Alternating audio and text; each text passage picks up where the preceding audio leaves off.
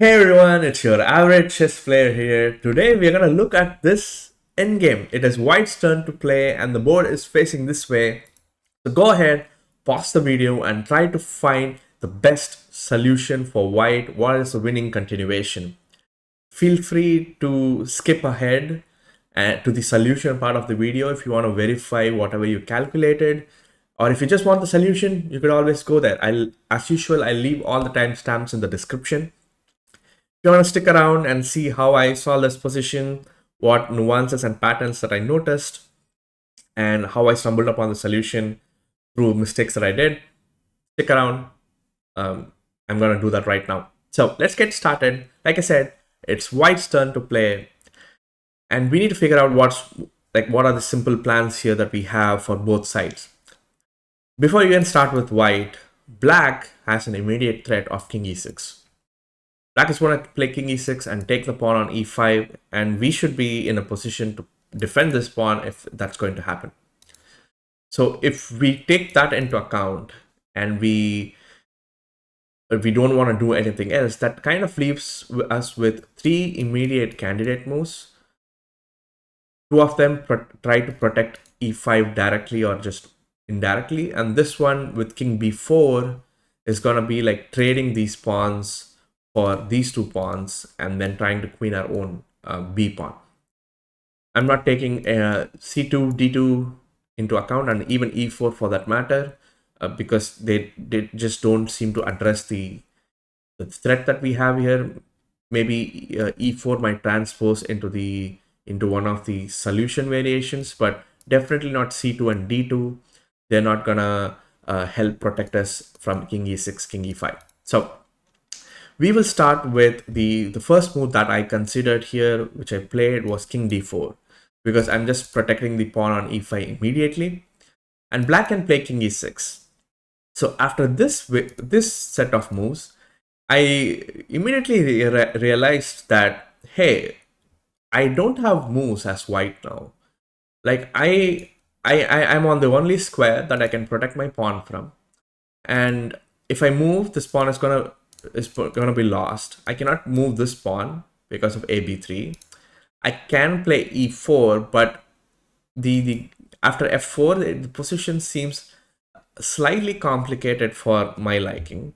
So before I head into this variation, I also wanted to check with king c5 just in case. But after these sequence of moves,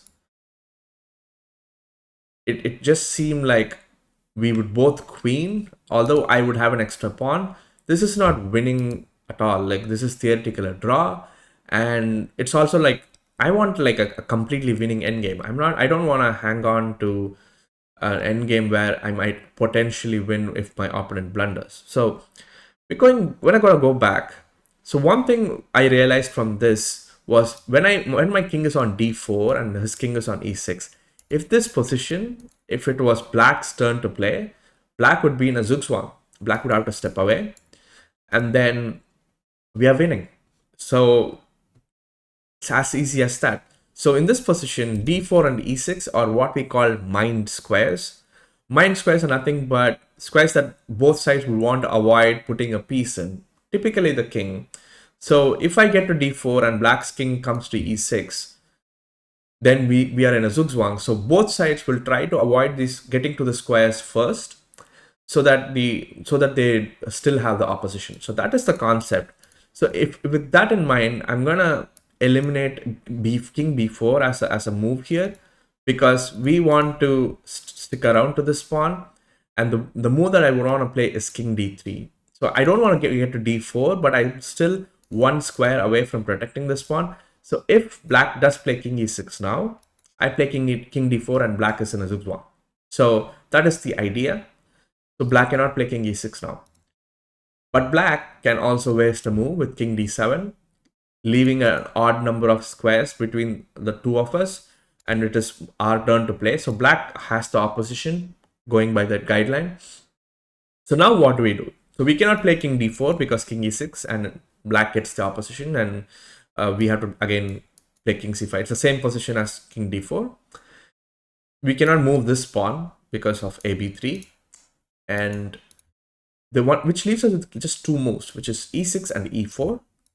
E6 is just a free pawn, so we're not gonna do that on this channel. Which leaves us with just the one move e4. And there are three responses that black has. We'll just run through all of them. The critical one, which I calculated first, was f4, which is what we're gonna see first because I feel that has more of a learning aspect to it. The other moves, king e6, fe4, are a bit more straightforward. So let's start with f4 because as soon as you see f4, you're like, oh, okay, so now this pawn is trying to run away. I need to catch up to that pawn. And also black still has king e6. So if I run away and black plays king e6, isn't this pawn lost? That is the initial feeling. So the move I wanted to play here was king e2 with the idea of, hey, I want to get to f3 first. If black wants to mess around here, I can get to f3 and take this pawn and I'll be winning. Black can now play the move king e6. And we reached the next critical position in the overall puzzle that we are trying to solve. We have to find what is the move for white here again. If we thought king f3 is the move, unfortunately that is losing after king e5 because it's not even a draw. It is losing because white is in a zugzwang yet again. Instead of the e5 pawn, now it is the e4 pawn, and we have no squares to protect this pawn from, and it's our turn to play. We cannot move this pawn, and if we play king e2, takes. Black will try to queen this pawn, pin the white king down here, clean up these two pawns, and then go queen. So if you again look at this position closely, it is similar to the one we had on d4 and e6 with the kings there, with the pawns here. So if in the same position, if it was black's turn to play instead of white, white would be winning. If that was your thought process, you would be absolutely right. And we already know what we need to do if in positions like this now is to waste a move. And in like how we did with king d3, we're going to do it with king f2. And now whatever black plays, black is losing. So if black takes on e5, we play king f3. It's the same position, but it is black's turn to play. And we can just take this pawn and we can start queening our own pawn. Even if black tries to desperately queen his own pawn with this kind of a variation, like a sample variation, we could it would just end in a draw because we have a queen against two connected passed pawns. We're gonna be winning. So let's go back. Let's go back here. In this position, as I usually like to do, just to check if there are any, if the move is not forcing, we just see some alternates just to see if we are winning or not. Here black can waste a move himself with king e7, but after king f3, king e6, we take, and now we have two extra pawns, and no matter what black does, we can just advance, and then we can even like force black to get out here because we have an additional pawn, and then we queen this pawn and win.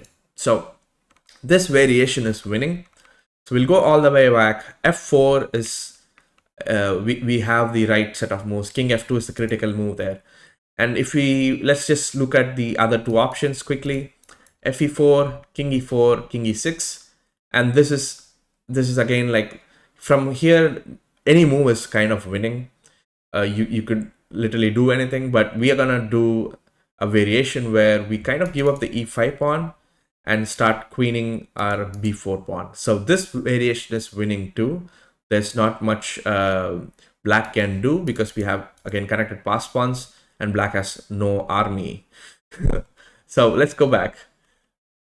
King e6 is the last move that I want to look at, and here the thing is, if we play a move like king d4, f4 kind of puts us on the back foot because after king d3 takes, we kind of stuck here. In fact, the only move here we'd have to play is king c3 to waste a move. King d3, king e5, we are in a zugzwang, we cannot do that.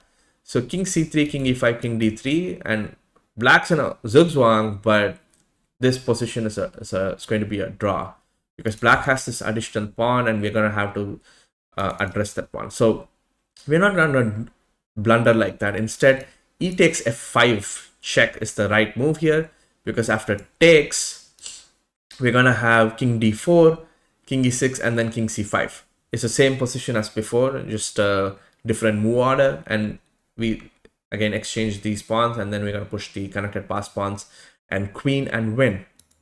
That is the endgame. It's a nice endgame. It's a nice and simple endgame with underlying concepts of triangulation and mind squares, d4 and e6 initially, and then it was e5 and f3.